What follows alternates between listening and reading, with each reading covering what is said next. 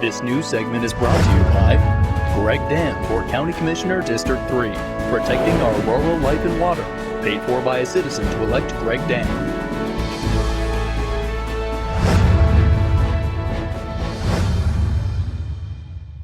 The most common operation done worldwide is the cesarean or C-section. In order to see better health outcomes in the mid-1980s, the World Health Organization recommended that member countries' C-section rates shouldn't exceed 10 to 15%.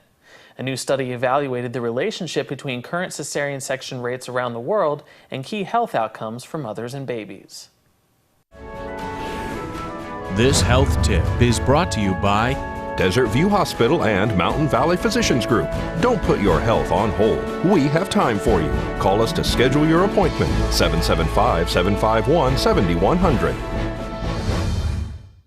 Chances are the mothers of many of these babies underwent a cesarean or C-section birth. Almost 1 out of every 5 births on the planet occur via cesarean section. Poorer countries were actually doing more C-sections as a proportion of all the care that they were providing compared to wealthier countries. Doctors Alex Haynes and George Molina from Ariadne Labs at Brigham and Women's Hospital and co-authors gathered publicly available data from the 194 World Health Organization member countries.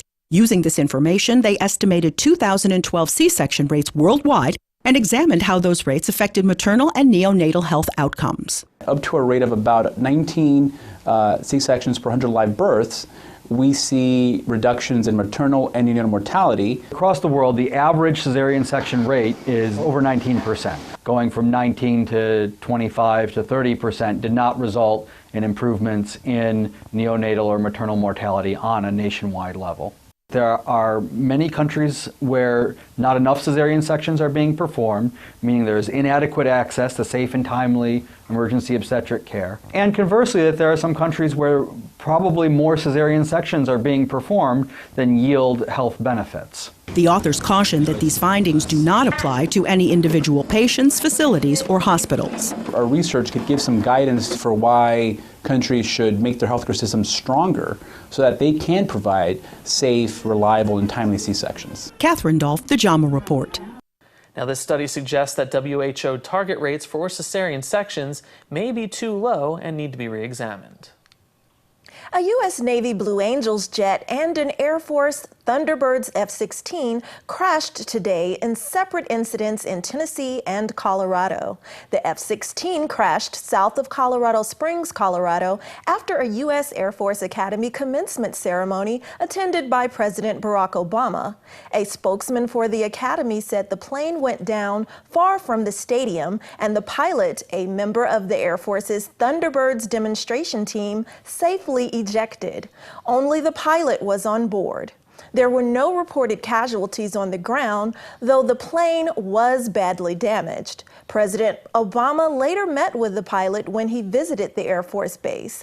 Hours later, a U.S. Navy Blue Angels FA-18 crashed in Smyrna, Tennessee, during practice for an upcoming air show. The military doesn't have any immediate reports of injuries, but is still waiting on news about the fate of the pilot.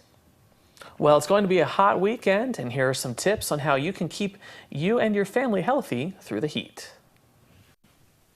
With the excessive heat warning coming into effect tomorrow morning, KPVM TV would like to remind residents that heat can pose serious health risks to anyone in our region, especially children, the elderly, and people with poor circulation and weight problems. Most heat disorders occur because the victim has been overexposed to heat or has overexercised for his or her age and physical condition. Symptoms of heat exhaustion include heavy sweating, paleness, muscle cramps, and dizziness. If you or someone you're with are experiencing these symptoms, move indoors or under shade and call 911. We hope things don't have to get to this point, and to prevent health complications and loss of life, KPVM has compiled a list of tips to keep everyone happy and healthy through this weekend and the upcoming summer heat. Children and pets should never be left unattended in vehicles. Temperatures inside a car can quickly rise over 20 degrees above the outdoor temperature. Make sure you are bringing your children inside with you, and if you are going somewhere where pets are not allowed, leave them at home with plenty of water. And speaking of our furry friends, pets should be brought indoors in high temperatures. If your pet needs to go outside for any reason, be sure that they have access to lots of shade and water. Drink water, even if you don't feel thirsty. It's easy to become dehydrated when temperatures rise.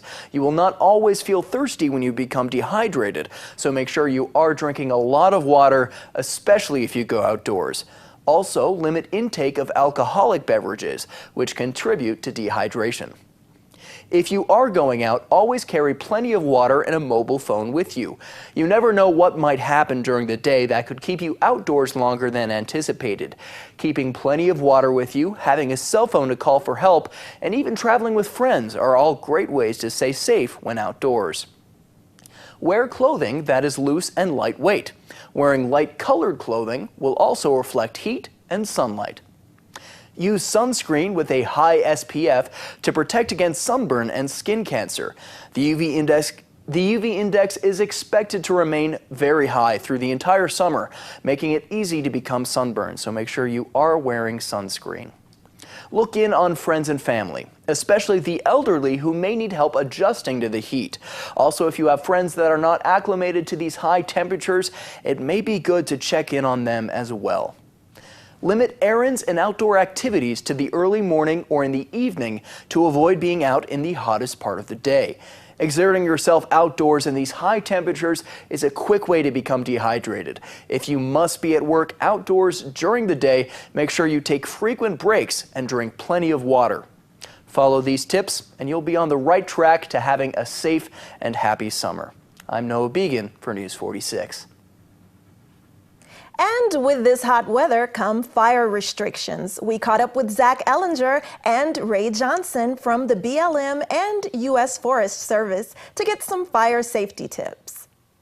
This weekend, the federal agencies here in Southern Nevada are going into fire restrictions. Basically, that's telling people that they can't have open campfires or charcoal except in developed recreation areas.